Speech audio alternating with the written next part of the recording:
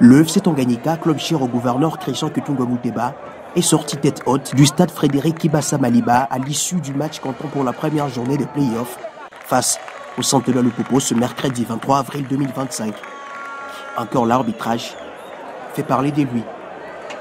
Le coach Saber Benjabria met son 11 de départ avec le retour de Sidibé, titulaire pour la première fois depuis le début du championnat national. Lui qui était blessé pendant plusieurs mois au genou, sans complexe sur le visage, le jeune rookie pousse dès les premières minutes. Tukumba Nebanga Jean-Benoît vole le ballon dans les pieds de Lumpa, sert Karel Tuité qui à son tour cherche Milongo Ramazani, qui frappe, mais son ballon va se diriger loin du cadre.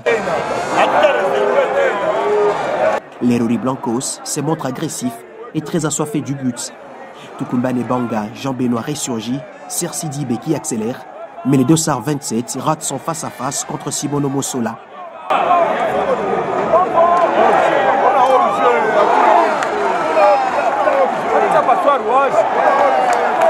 Quand Lupopo cherche à marquer, Milongo Ramazani intervient. Les joueurs de Saber Benjabria pressent. Tukumba Nebanga encore dans la surface de réparation, mais bute cette fois sur la défense adverse. Quelques minutes plus tard, Dan Baya, Ndayenok, Tukumba Nebanga combine. Lucas Iplamedi marque, mais le juge de touche estime que le numéro 9 du FC Tanganyika est en position de hors-jeu.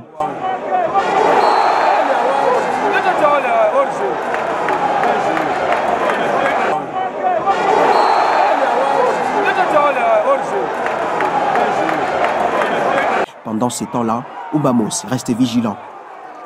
Le FC Tanganyika a tout donné, mais la chance ne lui a pas souri, à l'instar, entre autres, de cette occasion de Ndayenok, qui enroule parfaitement son tir, mais le portier camerounais réalise une parade magnifique et sauve les siens.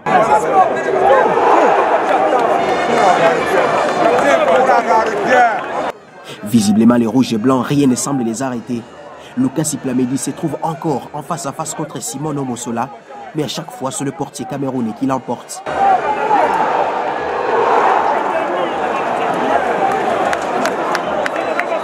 Beaucoup d'occasions côté rouge et blanc, malheureusement non concrétisées. 0-0 score à la mi-temps.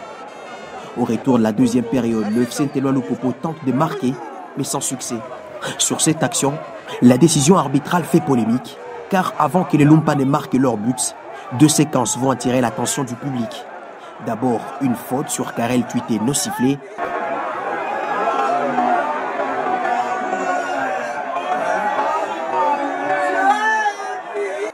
Puis 7 touche en surface de réparation.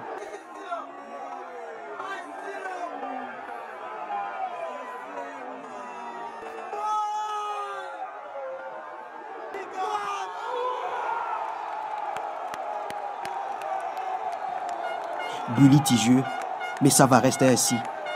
FC Lupopo 1-0, FC Tanganyika.